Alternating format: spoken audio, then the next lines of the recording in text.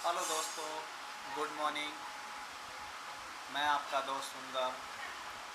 दोस्तों, आज हम बात करेंगे पेट्रोल इंजन के ऊपर, जो यूरो 1, यूरो 2, यूरो 3 मॉडल्स होते हैं, जिसमें जैसे कि कार्बोरेटर हो गया और एमपीएफआई इंजन। इन दोनों में क्या डिफरेंट है और इनमें क्या क्या पार्ट अलग लगे हुए हैं और इन गाड़ियों में क्या फ़ायदा है, जो यूरो 1 में क्या था और यूरो 2, यूरो 3 में क्या है।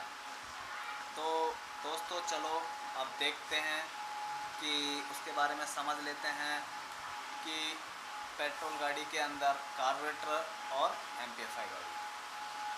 तो दोस्तों, जो कार्बोरेटर गाड़ी होती थी उसके अंदर, इंजन के अंदर, वो यूरो 1 गाड़ी होती थी, जो नॉर्मल गाड़ी आती थी उसके अंदर क्या पोल्यूशन बहुत ज़्यादा होता था। इसीलिए कंपनी ने क्या किया कि यूरो 2, यूरो 3 बनाया। और अब जो चल रहा है, जैसे कि हम मानते हैं यूरो 6 आ गया है, लेकिन हम पहले समझ लें कि यूरो 1 में क्या पार्ट था और यूरो 6 में क्या क्या पार्ट चेंज हो गया है, जो कि हमको देखने को मिलेगा। तो कार्बोरेटर गाड़ी के अंदर और एमपीएफआई, जिसे एमपीएफआई बोलते हैं, जैसे कि multi point fuel ignition system, MPFI का मतलब होता है ये। अब हम समझ लेते हैं कि कार्बोरेटर गाड़ी और एमपीएफआई गाड़ी में क्या क्या चीज़ डिफरेंट है इंजन के अंदर। हम जानते हैं कि इंजन के अंदर वही 4 पिस्टन होती है, ब्लॉक होता है, हेड होता है, क्रैंक होती है, रिंग पिस्टन होते हैं। वही एमपीएफआई गाड़ी के अंदर होती है। लेकिन इसमें कुछ पार्ट्स ऐसे हैं जो कि पोल्यूशन कंट्रोल करने के लिए वो पार्ट्स लगाए जाते हैं। वो पार्ट्स कौन से होते हैं जो यूरो 1 गाड़ी के अंदर नहीं होते और यूरो 3 के अंदर होते हैं, तो वो मैं आपको डिटेल्स में बता देता हूँ क्या पार्ट होते हैं, क्या पार्ट नहीं होते हैं।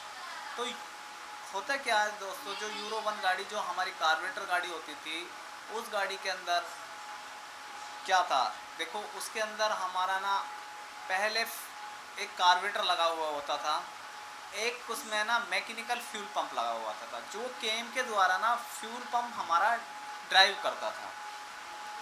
जब हमारा वहाँ से फ्यूल, जब हमारा इंजन घूमता था, तो उसके अंदर हमारा जो केम पे एक फ्यूल पंप लगा हुआ होता, वो फ्यूल पंप हमारा केम के द्वारा घूमता। तो वो उसका जो पंप दबता बार बार बार बार करके, उस कारण से उसमें एक डायफ्राम होता, डायफ्राम में वैक्यूम बनता, वैक्यूम के कारण हमारा फ्यूल ना खींच के टैंक से आता। उसको हम क्या कार्बोरेटर के अंदर भर देते। कार्बोरेटर में क्या होता, छोटे छोटे से वेंचुरी वाल्स लगे हुए होते हैं, उनके द्वारा हम क्या उसको ना कम कम क्वांटिटी में स्प्रे कराते।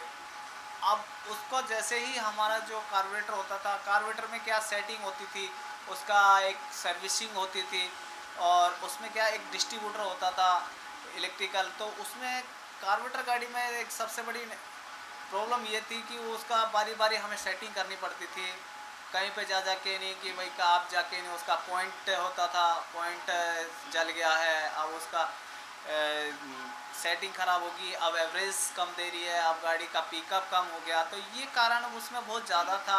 और उस गाड़ी के अंदर जो हमारा टेल पाइप था, यानी कि साइलेंसर, उसके अंदर सीधा साइलेंसर था, सीधा हमारा उसमें कोई ऐसी चीज़ नहीं थी कि जो कि हमारा पोल्यूशन को कंट्रोल करे। तो उस गाड़ी के अंदर वो पिस्टन रिंग तो सेम ही होता था, लेकिन उसमें ना मेन कोई भी ऐसा पार्ट नहीं था जो कि हमारे पोल्यूशन को कंट्रोल करे। तो दोस्तों, ये हमारा जो यूरो 1 गाड़ी थी वो सिर्फ नॉर्मल गाड़ी थी, वो खाली स्टार्ट होती थी और हमारा इंजन स्टार्ट हो जाता था, और चलती जितना भी हमारा फ्यूल चला नहीं चला, वो सीधा बाहर साइलेंसर के द्वारा निकल गया और वो पोल्यूशन बन के हमारे आसमान में चला गया। अब यूरो जो हमारी 3 है, यूरो 3 गाड़ी के अंदर ऐसा जो पार्ट हमने लगाया है, मतलब कंपनियों ने लगा चुकी है, उससे क्या होता है, पोल्यूशन हमारा कंट्रोल हुआ है। अब हम उसके बारे में समझ लेते हैं कि जो कार्बोरेटर गाड़ी में था प्रॉब्लम, वो हमारी एमपीएफआई गाड़ी के अंदर नहीं है। कार्बोरेटर गाड़ी में सुबह सुबह स्टार्टिंग में बहुत ट्रबल होती थी, स्टार्ट नहीं होती थी, लंबा सेल्फ लेती थी, गाड़ी बैक फायर मार रही है, बहुत ही प्रॉब्लम होती थी, गाड़ी की नॉकिंग डिवाइस रहती थी। लेकिन अब जो हमारी एमपीएफआई गाड़ी आई है, उसके अंदर ये चीज़ नहीं है। ये चीज़ क्यों नहीं है, तो वो मैं आपको बता दूँ। इसमें ऐसा क्या पार्ट लगा दिया जो कि हमारी गाड़ी में प्रॉब्लम है। इसमें सबसे बड़ी बात ये है कि ये गाड़ी सुबह मॉर्निंग में बहुत ही अच्छी स्टार्टिंग हो जाती है, एक ही सेल्फ में गाड़ी स्टार्ट हो जाती है। दूसरी, ये सुबह सुबह मिसिंग भी नहीं करती है, एक चीज़। दूसरी चीज़ इसमें क्या है, इसमें कंपनी ने क्या, जो फ्यूल पंप होता है वो इलेक्ट्रिकल फ्यूल पंप दिया हुआ है, वो टैंक के अंदर रखे जाता है। वो फ्यूल पंप है ना 3.5 बार का प्रेशर हमारे आगे भेजता है। और इसमें क्या है, जहाँ हमारा कार्बोरेटर होता था उसकी जगह इंजेक्टर सिस्टम फिट कर दिए गए हैं। 4 इंजेक्टर लगे हैं और एक रेल लगी है। रेल के अंदर वो 3.5 बार का प्रेशर डेवलप कर देता है, और वो क्या, ईसीएम के द्वारा उसके अंदर जितना पेट्रोल की क्वांटिटी होती है उतना ही स्प्रे करता है, और इंजन को जितनी जरूरत होती है उस हिसाब से वो अपने ईसीएम टाइमिंग को एडवांस रिटायर करता रहता है। तो ये एमपीएफआई गाड़ी के अंदर बहुत ही अच्छा फीचर्स बनाया। तो इसके आगे हम और बताते हैं कि इसमें ऐसी क्या क्या चीज़ है जो कि आपको समझ में आ जाए कि एमपीएफआई गाड़ी किस लिए बोली जाती है, और ये यूरो 3 गाड़ी है। तो इसके अंदर क्या होता है, एक कैटेलिटिक कन्वर्टर होता है। कैटेलिटिक कन्वर्टर क्या होता है, जो हमारे पोल्यूशन निकल रहा है उसे वहाँ पे हम ऐसा वहाँ पे सेपरेट कर लेते हैं कुछ पार्टिकल को, जो कि हमारे कार्बन जो गैसें निकलती है कार्बन, उसको रोक लेता है। अब उसमें कैटेलिटिक कन्वर्टर जो हमारी कार्बोरेटर गाड़ी होती थी उसमें नहीं होता। अब क्या होता है दोस्तों, इसके अंदर जो हमारी टाइमिंग भी है ना, जो हमारी ईसीएम के द्वारा एडजस्टमेंट होती है। अब आगे हम देखते हैं दोस्तों, इसमें क्या होता है कि इसमें 6 या 7 सेंसर भी लगा देती है कंपनी। जो सेंसर क्या करती है कि जब हमारा इंजन रन कर रहा होता है तो उसका इंजन हमारा रन करने के कारण उसकी क्या रिक्वायरमेंट होती है, उस रिक्वायरमेंट के अनुसार फ्यूल को सप्लाई करता है। और ये क्या करता है, जो हमारा एयर आ रहा है उसी जहाँ इनलेट मैनिफोल्ड होता है, इनलेट मैनिफोल्ड पे इंजेक्टरों को हम फिट कर देते हैं रबड़ों के द्वारा। तो वहाँ पे क्या, हम उसको जैसे ही एयर आती है तो वहाँ पे जिस पिस्टन का पावर स्ट्रोक आता है वहीं पे हम एयर के अंदर उस पेट्रोल को मिक्स कर देते हैं। तो पेट्रोल में हम एयर में पेट्रोल मिक्स करके नहीं अंदर उसको पिस्टन के अंदर पहुंचा देते हैं, और जैसे ही हमारा पावर स्ट्रोक आता है तो वहाँ पे स्पार्क के द्वारा आग लगा देते हैं। स्पार्क के द्वारा आग लगाने के कारण हमारा इंजन है प्रॉपर बैलेंस में चलता रहता है। वो हमारा ईसीएम उसको एडजस्ट करता है, ना कि उसमें पहले जो कार्बोरेटर गाड़ी थी उसमें ये चीज़ थी। उसमें तो क्या, जैसे चल रहा है वैसे ही चल रहा है, जितनी सेटिंग कर दी उतना ही सेट चल रहा है। तो एवरेज का भी कोई पता नहीं हो रहा था कि गाड़ी में क्या एवरेज दे रही क्या। इसमें क्या, एवरेज भी प्रॉपर अच्छी आती है, स्टार्टिंग भी हमारी सुबह मॉर्निंग में बहुत बढ़िया रहती है। प्लस इसमें जो हमारा पोल्यूशन हो रहा है वो पोल्यूशन बहुत कम हो जाता है, नॉइस हमारी बहुत कम हो रही है। जिससे हमारा क्या हो रहा है, हमारे जो आकाश के अंदर जाती है उसको जो ख़राब कर रहा है हमारे हवा को, वो हवा हमारी बिल्कुल ख़राब नहीं हो पाती।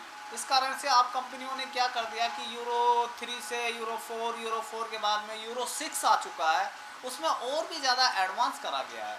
तो इस तरीके से हमने पेट्रोल गाड़ी के अंदर एमपीएफआई और कार्बोरेटर गाड़ी के बारे में जाना। और जो जैसे कि हम जानते हैं कि कार्बोरेटर गाड़ी के अंदर बहुत ही ज़्यादा प्रॉब्लम आती थी चलाने में, तो मैकेनिकों के ज़्यादा गाड़ियाँ खड़ी रहती थी, मैकेनिकों के पास टाइम नहीं होता। अभी थोड़ा सा स्क्रू, फिर उसका कार्बोरेटर को साफ़ करो, कार्बोरेटर को साफ़ करने का प्रॉब्लम रहता था। इसलिए कंपनी ने इस चीज़ को देखते हुए इस गाड़ी का एमपीएफआई सिस्टम बनाया, और एमपीएफआई सिस्टम में ये प्रॉब्लम बिल्कुल ख़त्म हो गई है।